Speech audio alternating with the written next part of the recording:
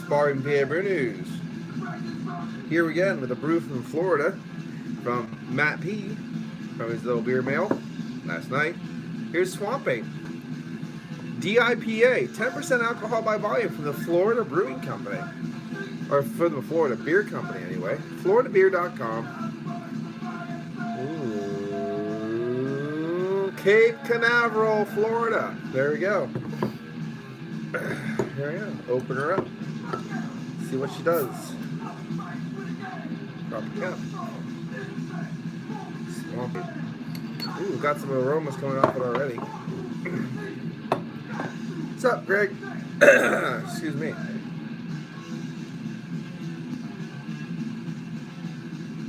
Never really, I've heard about this beer, but I've never really watched a review of it, so surprisingly.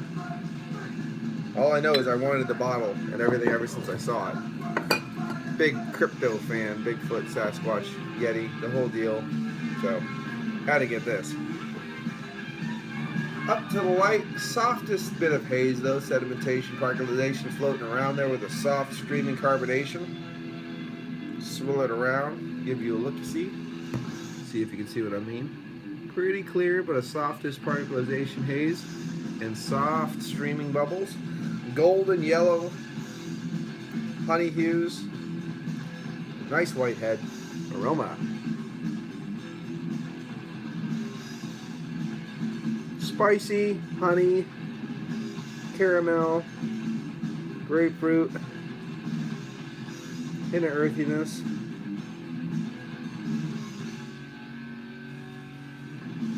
Maybe a bit of like navel orange, something like that. Blood orange. Just a hint of that, mixing with everything else. Mustiness, to hit a musty, maybe a beat of peach mustiness. Yeah, but pretty good, but pretty good. All right, here we go. Listen to Acrofate. There it goes. Okay, cheers.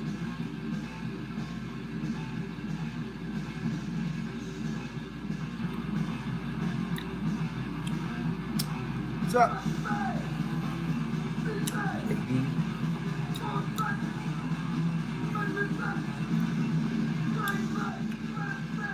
Let's go in again. I forgot to put my phone the right way so it's in all the cracks.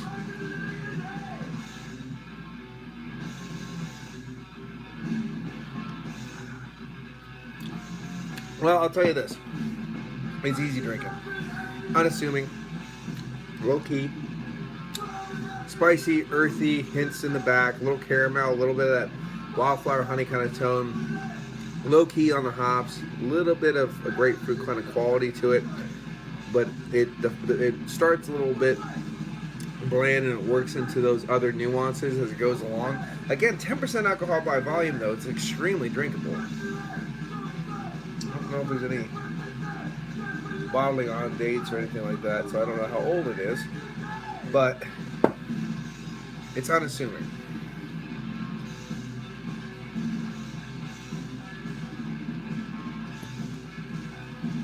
Like I said, he's gonna hit like a weird hint of breadiness in there too, which I don't get. I don't understand why it's so bready.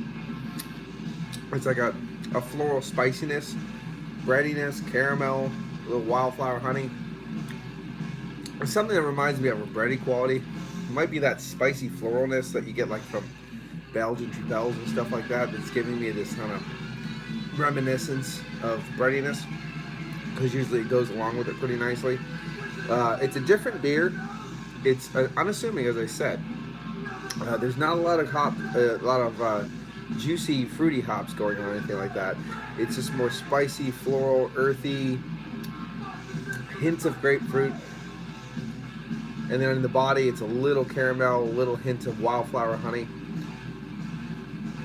But it's drinkable. It's drinkable. I don't know. I didn't see. The thing is, I didn't expect it to be a bomb or anything like that, a white whale or anything like that, or a skunk ape. But definitely a beer I wanted to try. It's not bad. Where do I put it on the scale, though? I'm not sure. I'm not sure with this one. It is 10% alcohol by volume, and that is a dangerous beer to be 10% alcohol by volume. I mean, it doesn't drink like it. It's actually pretty low-key. It's not too bitter either. There's not a lot of bitterness. It's really well balanced with the malts. If this had more like grapefruit, tangerine, even a little bit more of that musty peach coming out, or a pineapple in the back, this could be like a serious drinker. Because the floral, spicy qualities and the earthy qualities are nice. There's no bad qualities. It's just lacking a bit. When you breathe this thing in, you breathe spicy, floral, and bready notes. Almost like if you're breathing in like a golden monkey. So it might be something with the yeast they use. One, to give it that alcohol by volume. That's giving some of those qualities. I'm not saying that they use the Belgian yeast or anything like that. I'm just saying something about the fruity esters in this is reminiscent of stuff like Golden Monkey and whatnot to give it that ABV, I'm thinking. So, because when you breathe it in, it just happens. Now that I've drank it for a while, it's there.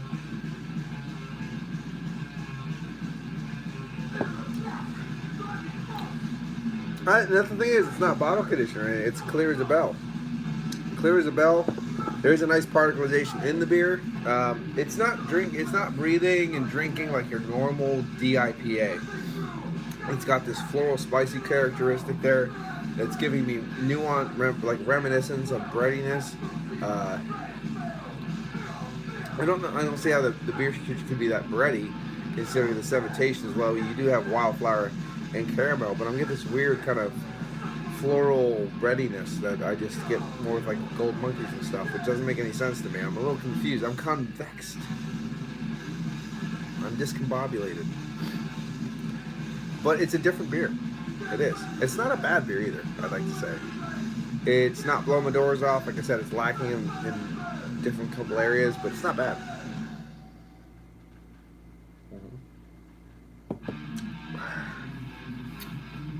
But where will I really put it compared to other DIPAs? In the realm of DIPAs. In the realm of Kronk juice, this is like a 9. Kronk juice style. Because it's 10% alcohol by volume. Let's not fuck around. But like for a serious rating, I'm thinking like 6.5. 6.5, 7 in that range. 6.5, 7. It's not bad. It's way above bad. You know, I mean, like 4 is bad. 5 is I don't just you just drink it. 6 is good, and it kind of works up from there. Solid. This is not solid. I don't consider this solid. I can't give it the 7.5 solid because it's lacking. A different couple nuances are lacking, and plus that like kind of crazy spicy floral note is just freaking me out. But other than that, it's actually a pretty good beer. I'm not having a bad time drinking it. Thank you, Matt, for sending it. I'm going to keep the bottle, have a good time for sure. And yeah, 6.5. 6.5 out of 10 for the skunk ape. Or the swamp ape, rather. That's another name for the swamp ape. The Mayaka ape. Oh yeah. It's good. Yeah. It's see what it is. Give it a go. I mean, if it gives an average of 3 caps out of 5 on Untapped or whatever, it's just like 3 out of 5. And I'm giving it a little higher than that. I'm giving it 3.25. And I don't think that's an unfair score at all. So I think 6. I think 6 out of 5. 3 out of 5 rather. Yeah, that's safe. I think honestly, anything under 6.5 is doing it a little bit of disservice because it's actually taking in that's 10%. That's amazingly well hidden, and also, excuse me, the flavors that are in there are low key, but they're nice. I mean, everything kind of complements each other. Why does my hair look like shit? I don't know. I washed it. Guess I didn't dry it enough. But I was like, now I'm having a Peter moment talking about my hair. But yeah, it's. I wouldn't go under 6.5. I think it's doing it a little bit of a disservice under that. So I'm gonna give it. I'm not gonna go 7. I'm just gonna give it 6.5. With 6.5 out of 10. What's wrong with my throat now? For the Florida Beer Company's DIPA Swamp Ape. Now, here's the thing: is there another IPA in the Ape series that is a regular IPA? Because I haven't seen it. I've only seen the Swamp Ape DIPA. I don't see a Skunk Ape IPA or anything like that. So I don't know. I have to go check it out. I never actually really did that. What is a Swamp Ape? And it says, first-hand accounts describe an intense beast with a potent aroma and bite. Proof that the elusive mystery monster exists? Question mark. Or proof that the brewery with 5 distinct varieties of hops creates an unbelievably relentlessly hopped India Pale Ale. One taste and you'll know the Swamp Ape is real. There we go. There we go. Swamp Ape, Florida Beer Company.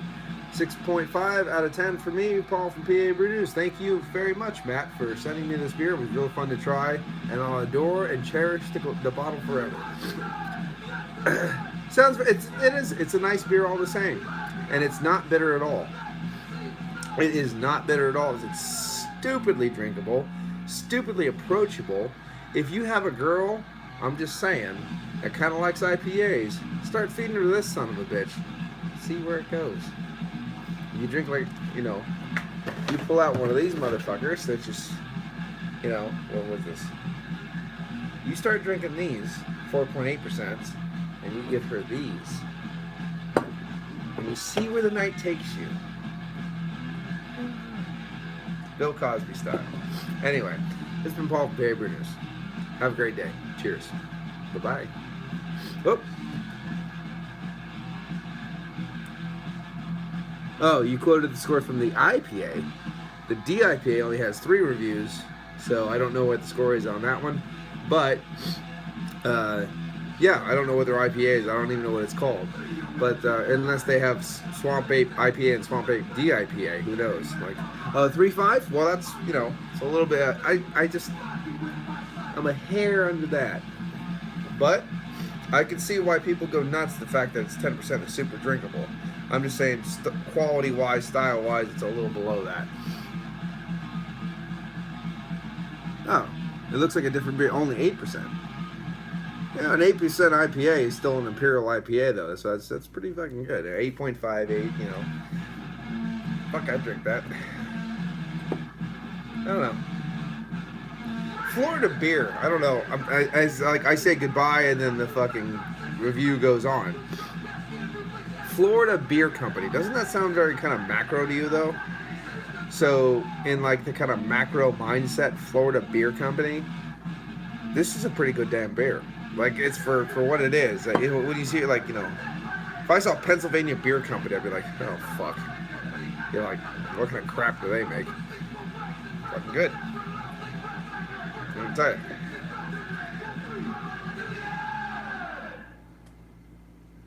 Well, Acrofate is over. Guess it's time for me to go. This has been Paul from PABrewNews. Thank you, each and every one of the commenters. And thank you for all the viewers. Swamp Ape. Swamp Ape. It's good. You have a nice day too, bro. Bye-bye. Have a nice Columbus Day / Indigenous People Day. Have a good time. Cheers. Bye-bye. Bing bong.